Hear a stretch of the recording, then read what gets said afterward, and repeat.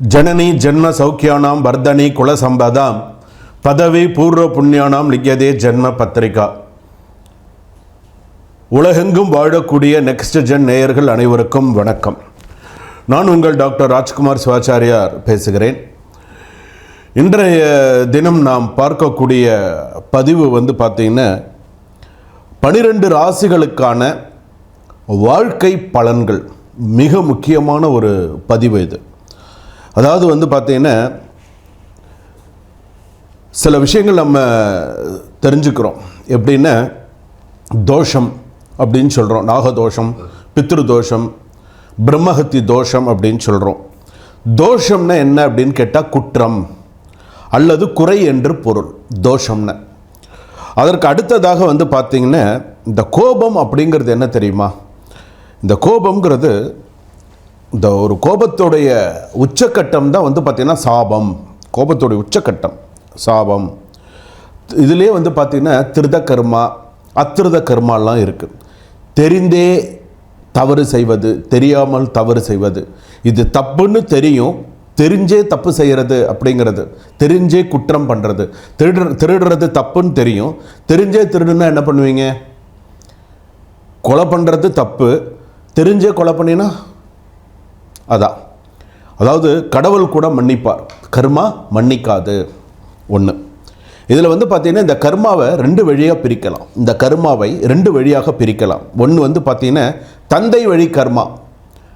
1, 5, 9 ஜாதகத்தை பார்த்து சொல்ல முடியும் தந்தை வழி கர்மா இருக்கா. தாய் வழி கர்மா 1, 4, 7, 10 தெரிஞ்சுக்கலாம். இந்த பூமியை நம்ம என்ன பூமின்னு தெரியுமா சொல்லுவோம்? நம்ம பூமியை என்ன பூமி தெரியுமா சொல்லுவோம்? தர்ம கர்ம பூமி. இந்த பூமியோடைய பேர் தர்ம கர்ம பூமி அப்படின்னு பேர். சரிங்க. இந்த நம்ம வாழ்க்கையில் 12 ராசிகளில் நம்ம பிறந்திருக்கோம். நமக்கு அம்மா அப்பா, நமக்கு கூட பிறந்த சகோதரன் சகோதரிகள் எல்லாருமே இருப்பாங்க. அந்த காலத்துலேருந்து நம்ம பிறந்து வளர்ந்து நம்ம நிறைய விஷயங்கள்லாம் நல்லது கெட்டது எவ்வளவோ நிறைய நல்ல விஷயங்களெல்லாம் நம்ம பார்த்துட்டு வந்துன்னு இருக்கோம். இதில் பார்த்திங்கன்னா 12 ராசிகளுக்கான வாழ்க்கை பலன்கள். இன்றைக்கி நம்ம கஷ்டப்படுறது, இன்றைக்கி நம்ம இன்றைக்கி ஒரு கட்டத்தில் இன்றைக்கி நம்ம சில விஷயங்கள் நம்ம பண்ணுறோன்னு வாழ்க்கையில் நம்ம படக்கூடிய கஷ்டங்கள் எப்படி, அதோடைய கர்மா பலன்கள் நமக்கு செயல்பட்டுருக்கு.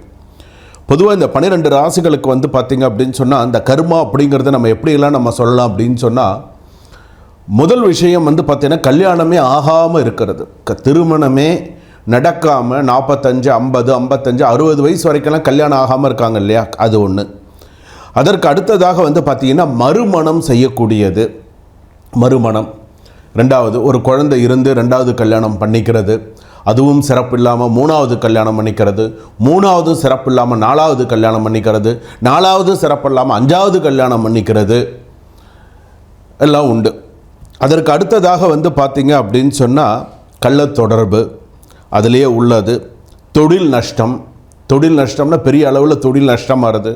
நல்லா வாழ்ந்து கெட்டவர்கள்னு சொல்கிறோம் இல்லையா, அந்த மாதிரி. அகால மரணம். பணம் பெரிய அளவில் நஷ்டமாக வருது. 3.5 கோடி 5 கோடி 10 கோடி லாஸ் ஆகி உட்கார்ந்துருக்கிறது. இதெல்லாம் இந்த கர்ம அதாவது தாய் வழி தந்தை வழி கர்ம தோஷத்துடைய பலன்கள் இதெல்லாம்.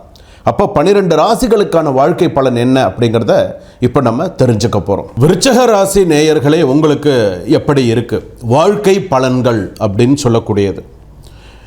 விருச்சக ராசிக்கு அதிபதி யாருன்னு கேட்டிங்கன்னா செவ்வாய். இந்த செவ்வாய் பார்த்தீங்கன்னா ஆழமான எண்ணங்கள். விருச்சக ராசி, அனுஷ நட்சத்திரம் விருச்சக ராசி, கேட்டை நட்சத்திரம் விருச்சக ராசி, விசாக நட்சத்திரம் 4ஆம் பாதம் விருச்சக ராசி. ஆழமான எண்ணங்கள் ஃபஸ்ட்டு. அடுத்ததாக பார்த்திங்கன்னா தீர்மானம். ஒரு விஷயம் முடிவு பண்ணுறாங்க, ஏதாவது ஒரு நல்ல விஷயம் ஒரு முடிவு எடுக்கிறாங்கன்னா நல்ல முடிவு.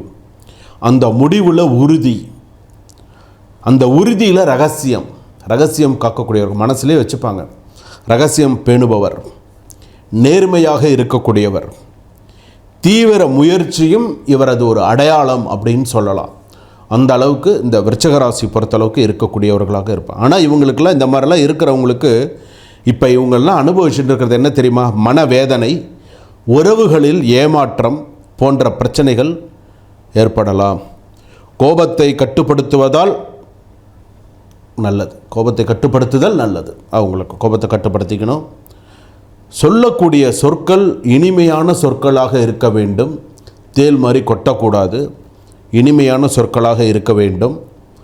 அதற்கு அடுத்ததாக பார்த்திங்கன்னா இவங்களுடைய விஷயம் என்ன அப்படின்னா, காதலில் தீவிரமானவர்கள், ரொம்ப லவ் பண்ணுறதில் இவங்கள அடிச்சுக்க முடியாது.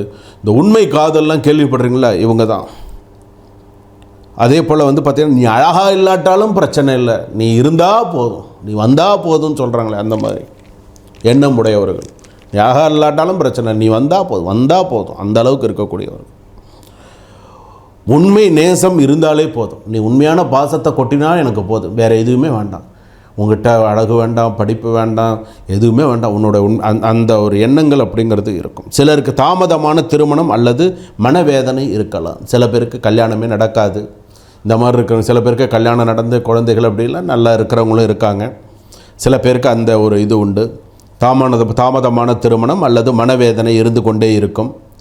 இவங்களுக்கு பார்த்திங்கன்னா தான் கஷ்டப்பட்டு சம்பாதிச்ச சொத்துக்கள் சேர்க்கக்கூடிய சூழ்நிலைகள் உண்டு. சில நேரங்களில் தடைகள் நிறையா ஏற்படும். சில பேருக்கு சொத்து யோகம் 32 வயசுக்கு மேலே சொத்து யோகம் நிறையா ஏற்படும். செவ்வாய் ஜாதகத்தில் நல்லா இருந்ததுன்னு சொன்னால் அதற்கு தகுந்த நல்ல பலன்கள்லாம் உண்டு. நகை, ஆடை, ஆபரண சேர்க்கை, நிறைய நல்ல விஷயங்கள்லாம் உண்டு. ஆணும் சரி பெண்ணும் சரி நிறையா நல்லா வீடு கட்டுவாங்க, நிறையா நல்லா எல்லா விஷயங்களும் எல்லாம் பண்ணுவாங்க. ஆனால் ஏதோ ஒரு விதத்தில் மனசங்கடங்கள்ங்கிறது யார் மூலமாக இவங்களுக்கு வரும்னு சொன்னால், குழந்தைகள் மூலமாக இவங்களுக்கு நிறைய மனசங்கடங்கள் வரும். உற்றார் உறவினர்களால் இவர்களுக்கு மனசங்கடங்கள் வரும். சொந்தக்காரங்கள்லாம் நிறையா ஏமாற்றுவாங்க, பேச மாட்டாங்க, பிரச்சனை பண்ணுவாங்க. கேட்ட நட்சத்திரம் விருச்சிக ராசி. கேட்டை நட்சத்திரம் விருச்சிக ராசி ஆண் எப்படின்னு கேட்டிங்கன்னா, தனக்கு தான் எல்லாமே தெரியும், மற்றவங்களுக்கெல்லாம் ஒன்றும் தெரியாதுன்னு நினச்சிட்டு இருக்கக்கூடியவர்கள் பார்த்திங்கன்னா கேட்ட நட்சத்திரம் விருச்சிக ராசி. உண்மையை நான் சொல்கிறேன், இது அந்த மாதிரி எத்தனை பேர் இருக்கீங்கன்னு எனக்கு தெரியாது. ஆனால் உங்கள் மனசாட்சிக்கு உங்களுக்கு தெரியும். கேட்ட நட்சத்திரம் தனக்கு தான் எல்லாம் தெரியும், அடுத்தவங்களாம் முட்டாள்னு நினைக்கிற சில பேர்லாம் இருக்காங்களே, அவங்களாம் கேட்ட நட்சத்திரம் விருச்சிக ராசியாக இருப்பாங்க. பெண்களும் அப்படி சில பேர் இருக்கிறவங்களாம் இருக்காங்க. தனக்கு தான் தெரியும், என்னை கூப்பிட்டு தான் நான் செஞ்சுருக்க மாட்டேனா, நீங்கள் தான் செய்வீங்களா அப்படின்னு சொல்லி கேட்பாங்க. சில பேர் அந்த மாதிரிலாம் உண்டு. நீங்களாக செஞ்சால் அப்படி தான், என்னை கேட்டிருந்தால் நான் செஞ்சு கொடுத்துருக்க போகிறேன். இவங்களை நம்ம கேட்டு அதுக்கப்புறம் அவங்க செஞ்சு கொடுப்பாங்க. அவங்களா சரி ஏதோ செய்கிறாங்களே நம்ம அந்த அது எல்லாம் எல்லாருக்குமே அது வராது, சில பேருக்கு தான் வரும். இப்போ ஒருத்தர் கஷ்டப்பட்டுட்டு இருக்காங்கன்னு வச்சுக்கோங்களேன், ஐயோ கஷ்டப்படு சார், நான் ஏதாவது ஹெல்ப் பண்ணவா அப்படிங்கிறது எல்லாருக்குமே அது வராது இல்லையா. சில பேருக்கு தான் ஐயோ இப்போது வண்டியில் ஒருத்தர் முன்னாடி போகிறாங்க, ஏதோ ஒரு சாமான்லாம் கொட்டிடுது, பின்னாடி வரவங்க என்ன பண்ணுவாங்கன்னு, சில பேர் கண்டும் காணாதமாக போகிறவங்களாம் இருக்காங்க. சில பேர் வண்டி வரமான்னு எடுத்து டக்குன்னு ஐயா இருந்தாங்க எடுத்து கொடுத்துட்டு போகிறவங்களும் இருக்காங்க. பெண்களும் அதே மாதிரி தான் எடுத்து கொடுத்துட்டு போகிறவங்களாம் இருக்காங்க. பார்த்தோம் பார்க்காத மாதிரி போகிறவங்களும், நமக்கு என்னென்னு போகிறவங்களும் இருக்காங்க.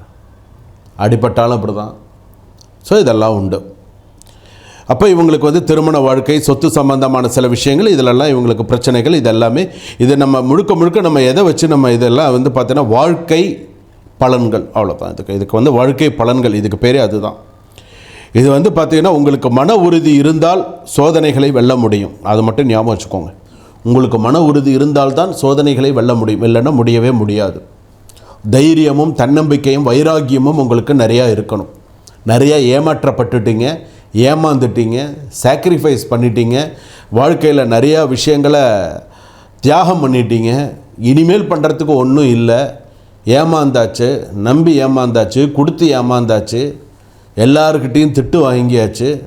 சில பேர் சந்நியாசம் போயாச்சு, சில பேர் குடும்பமே வேண்டான்னு ஓடி போயாச்சு.